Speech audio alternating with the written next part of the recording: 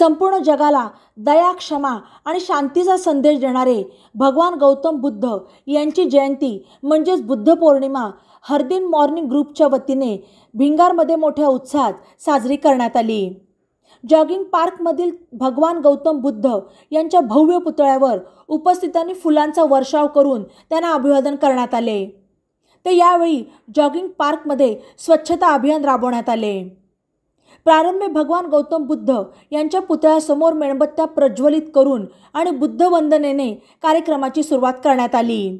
यावेळी बौद्ध ज्येष्ठ नागरिक संघाचे अध्यक्ष दीपक अमृत, संजय भिंगारदिवे, सुनील ओहोळ, उत्तम माळवे, दादा नगरे, हरदीनचे संस्थापक अध्यक्ष संजय सपकाळ, सीए रवींद्र कटारिया, उद्योजक लॉरेन्स स्वामी, मीना परदेशी, आरती बोराडे, मनीषा शिंदे, जहीर सय्यद आदी उपस्थित होते।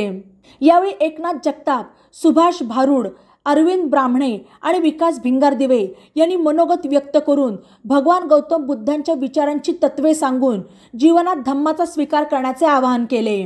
तर करुणा आणि अहिंसेचे ज्ञान देऊन भगवान गौतम बुद्धांनी मानवजातीला प्रकाश मार्ग दाखवला असे यावेळी बोलताना संजय सपकाळ म्हणाले।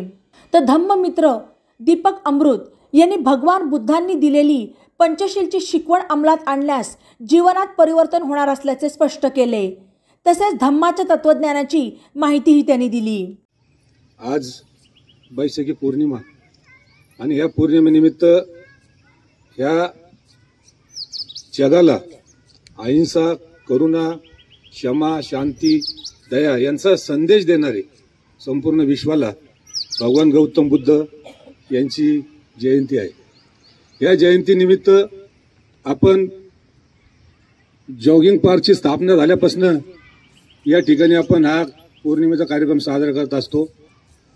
आपले हरदीन मॉर्निंग ग्रुपचे सर्व सक्रिय सभासद हिरारीने प्रत्येक कार्यक्रमात या ठिकाणी भाग घेत असतात। आमचे सहकारी मित्र उद्योजक लॉरेन्स स्वामी आलेले आहेत, त्यांचं देखील मनापासून स्वागत। आणि विशेष म्हणजे आपण या गार्डनची निर्मिती याच्यासाठी केली की या गार्डन मधून सर्वांनी आपलं आयुष्य निरोगी आणि सुदृढ कसं राहील या पद्धतीने खरं तर आपण या ग्रुपची स्थापना केली। आणि या ग्रुपची स्थापना करत असताना आपण सामाजिक बांधिलकी म्हणून प्रत्येक क्षेत्रात आपण या ठिकाणी काम करत असतो। शैक्षणिक असेल, या ठिकाणी आपण पाहतात शैक्षणिकच्या बाबतीत कोणाला गरजू विद्यार्थ्यांना शिक्षणाची फी असेल, वह्या पुस्तकांचं वाटप असेल आणि सांगायसारखं भरपूर असं काही आहे, परंतु वेळ आधीच झाल्यामुळं मी आपल्याला या ठिकाणी भगवान गौतम बुद्ध ज्या पद्धतीने त्यांनी देशाला ज्ञान, करुणा, अहिंसा त्याचप्रमाणे जे मार्ग दाखवलेले आहेत त्या मार्गातून जर आपण मार्गक्रमण केलं तर नक्कीच आपल्या समाजाची, आपल्या महाराष्ट्राची, आपल्या देशाची प्रगती झाल्याशिवाय राहणार नाही।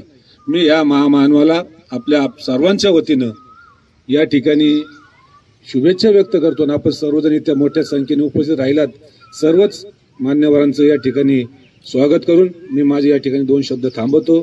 जय हिंद, जय महाराष्ट्र, जय भीम। बातम्यांसाठी ई नवा मराठा यूट्यूब चॅनलला सबस्क्राईब करा आणि बेल आयकॉनवर प्रेस करा।